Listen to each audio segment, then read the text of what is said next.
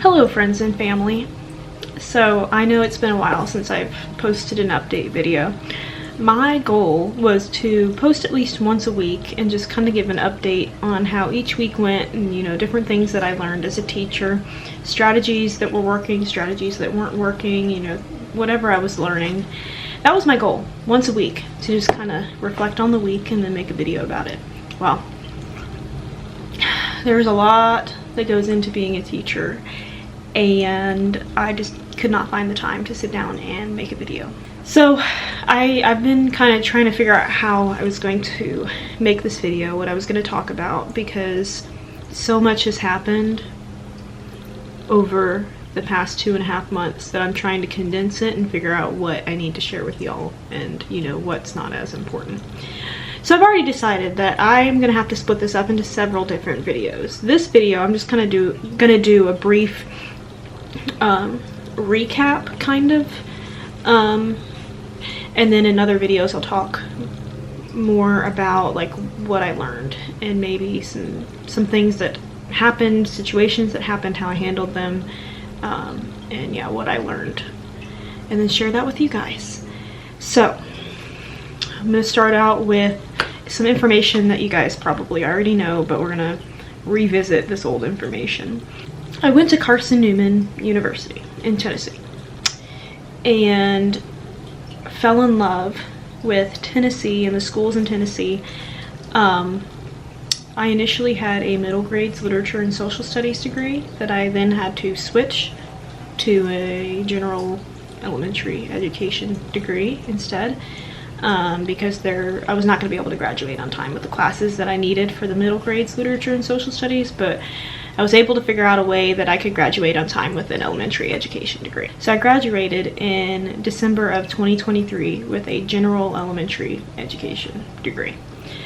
Now, I was a middle grades literature and social studies degree for 2.5 of the 3.5 years that I was at Carson-Newman. So most of my practicum experiences were in middle schools, because that's what my degree was. So I had a lot more experience in the middle schools. And then when I changed to an elementary education degree, I did upper elementary, because that was kind of what I was the most used to, that age group. So 4th and 5th grade. And 4th and 5th grade in Tennessee, and a lot of schools are departmentalized. So I was in classrooms that taught, 1 or 2 subjects, and they taught lessons over and over again to about 3 different classes. So it was the same lesson being taught 3 times over, and that's what I had experience with. I did not have any student teaching experience whatsoever. I somehow bypassed the student teaching, the EdTPA, all of that stuff, and was able to just graduate with the elementary education degree with no certification. So I had the degree, but I still needed to take the state tests to certify me. So before I graduated, an opportunity came up for a school here in Florida, very close to my house. Really seemed like the perfect location, the perfect job. So that opportunity came up before I graduated. So over Thanksgiving break, I actually had an interview for a long-term substitute position at the school. So basically, my job initially was going to be to go into the school every day, and then wherever teachers needed help, I would go in and I would sub for the classes for the time that they needed. Well, in the weeks leading up to Thanksgiving break, the principal reached out to me and said that there was a 3rd grade position that was open and was wondering if I wanted to interview for it, and I said yes. And so the interview for the long-term sub position turned into a interview for a 3rd grade position. Hello, I am so sorry to interrupt, but I am currently editing this video, and I noticed something that I just kind of wanted to clear up. So the long-term substitute position that I was initially going to go in to be interviewed for was going to be a position where I went into the school, the same school, every day, and then wherever help was needed would be where I would go. So that would be any grade, any class, any teacher, any time, whenever I was needed, I was going to be available. I was going to be on the clock. And that's what that job position was going to be. The third grade position, the third grade teaching position, was still a long-term substitute position. I was not being hired as a teacher. I was being hired as a substitute, but for the third grade class specifically. So the idea was for me to have experience teaching in a third grade classroom. So I would have my own class, the same kids every single day. I would have experience lesson planning, all of that. I was still a long-term substitute though. And the goal was to work on my certifications. So learn how to manage my own class, at the same time work on getting my certifications. So that's what the job was. I was not being hired as a teacher. I was being hired as a long-term substitute for a specific class as I worked on my certifications. So I just wanted to clear that up, but I'll go ahead and let you get back to the video. I'm sorry for the interruption. So I went in for an interview over Thanksgiving break and I got the job.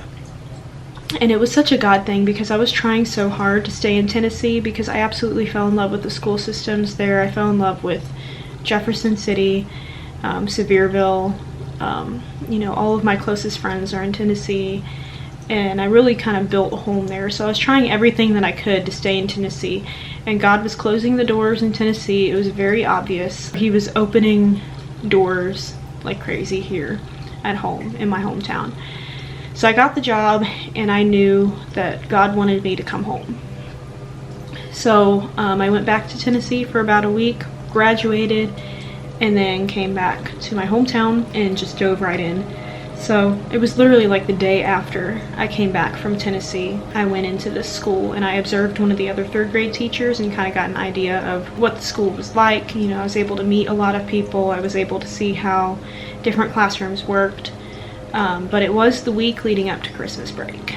So a lot of things were different because testing had happened and everything was just kind of dying down. So there weren't really many standards being taught. It was more so we just got through all of the tests. We're doing Christmas parties. We're, winding down for Christmas break. So it was really nice to be able to meet everyone and to kind of get an idea of what the school was like. But I don't think that it was enough for me to really get a handle on it. The last time that I had experience in the third grade classroom was when I was in third grade.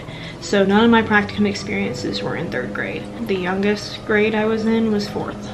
So I basically had a week of seeing third grade before Christmas break before I dove in and started teaching it. And I had the opportunity to meet my students before we left for Christmas break, and that was really sweet. I was able to give them like papers to fill out and figure out what their favorite animals were, their favorite colors, just personal things about them. And then I was able to go in and introduce myself, and they all gave me hugs and they were all precious. Absolutely loved them. And then we went away for Christmas break and I did as much as I thought I could do to prepare. I brainstormed what procedures were going to look like. I underestimated the importance of procedures, but I just kind of thought about what procedures were going to be.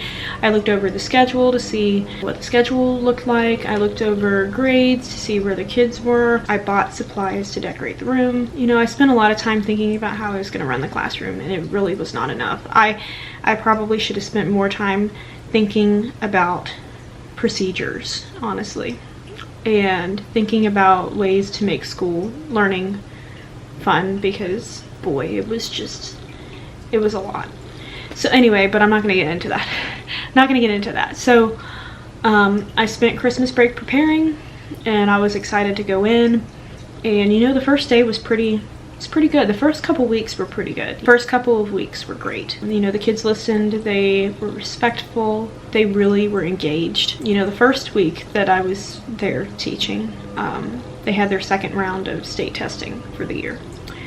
So that was interesting. First week on the job, I had to administer state testing. But it was fine. It was fine. It was just a lot of paperwork, and you have to walk around the room, make sure that the kids are not looking at each other's computers, just monitoring. Yeah, for about 2 hours. Very, very interesting to start out. I'm going to try to condense this the best that I can so that we're not sitting here forever. First couple of weeks were good. The kids were engaged, they were respectful, they were kind, but it was after the first couple of weeks that I started to see some fights, some friction in the classroom between different students, and really underestimated how much of my time was going to end up being putting out little fires. They started arguing. I really underestimated how much was going to go into teaching 3rd grade. And as the year continued on, the standards that needed to be taught, it was a lot. It was a lot. Like I had mentioned earlier in this video, the classes that I had experience in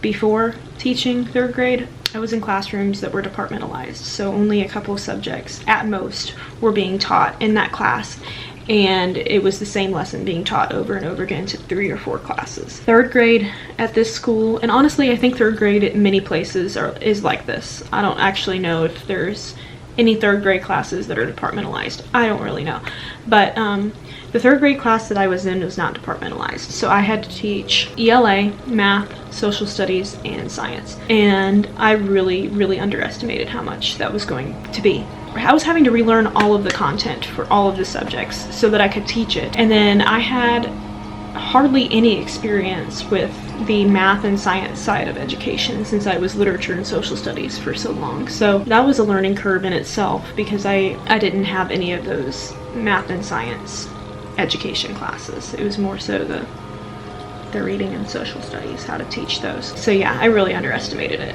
and it became a lot having to teach 4 different subjects, 2 of which of those subjects I was having to completely relearn everything and learn how to teach those subjects. It was a lot. All of the standards having to be taught and then not being able to teach them because a lot of my time was being spent putting out fires between kids that were fighting with each other. As a teacher, your to-do list really could go on forever and ever, and you can always put yourself to work, and I was really struggling with figuring out what in the world needed to be done and then what could kind of be left behind, and I really didn't feel like anything could be left behind, and so I was really quite literally working myself to death 24/7. I would stay at the school until 5 or 6 pretty much every day, and then my weekends I was preparing for the next week, and it turned into a vicious cycle where I really didn't have any time to myself, and that's my fault. That's something I need to learn. I need to learn how to manage personal life, manage work life, and then find the balance between the two, because work cannot be your life. It got to the point where I was up in the middle of the night thinking about what needed to be done the next day, and then I would get up and I would start working on what needed to be done the next day, and so I couldn't even really sleep. It was quite literally 24/7. My mind was running all the time. There was no time to rest, and you know that affects you. My mind couldn't stop running. I was having to put out fires every day. It was mentally exhausting. I couldn't eat, couldn't sleep, and so it got to the point where I couldn't function as a human being. I mean, when you can't sleep or you can't eat, those are 2 very important functions to keep you alive.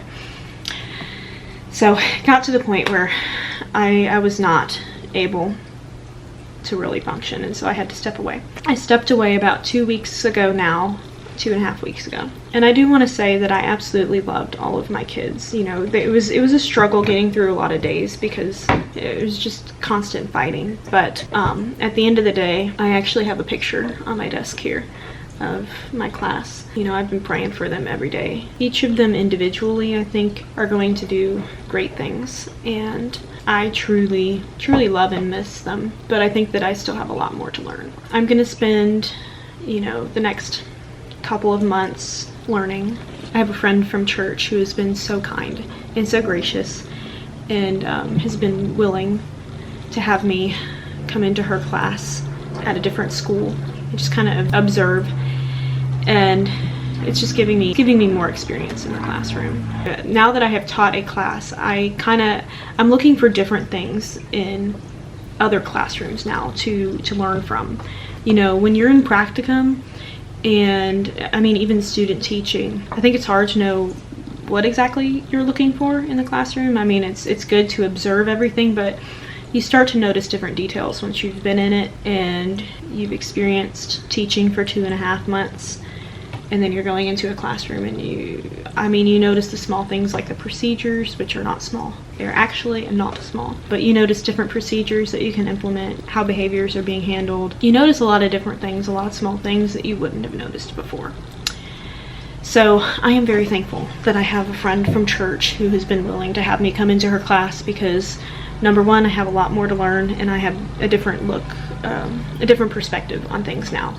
Number two, it has been wonderful being able to go into a classroom, because, you know, going from it quite literally being my life, creating lesson plans and trying to figure out how to get through every day of teaching, it's kind of hard to go from 55 plus hours of working in the education system to not doing anything at all. So it's been really nice to go in and still get student time, interact with other teachers. So I had to step away, but I learned a lot through this experience.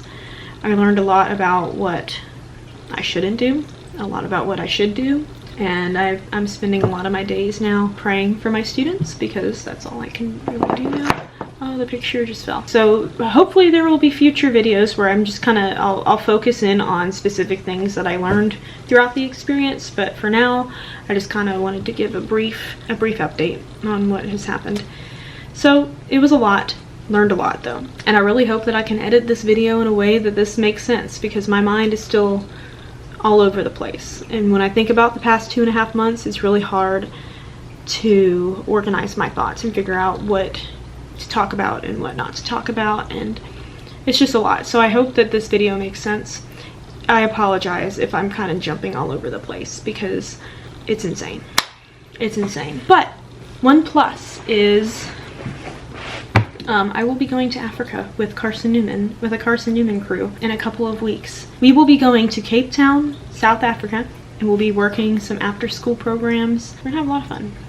It's going to be a great experience. So stay tuned for Cape Town, South Africa videos. Stay tuned for what I learned over the past 2.5 months of teaching. Well, thank you so much for taking time out of your day to watch this life update video. I hope it made sense. I hope it was somewhat organized in a way that you can understand. But I hope you have a wonderful day, and I will see you guys in the next video. Bye.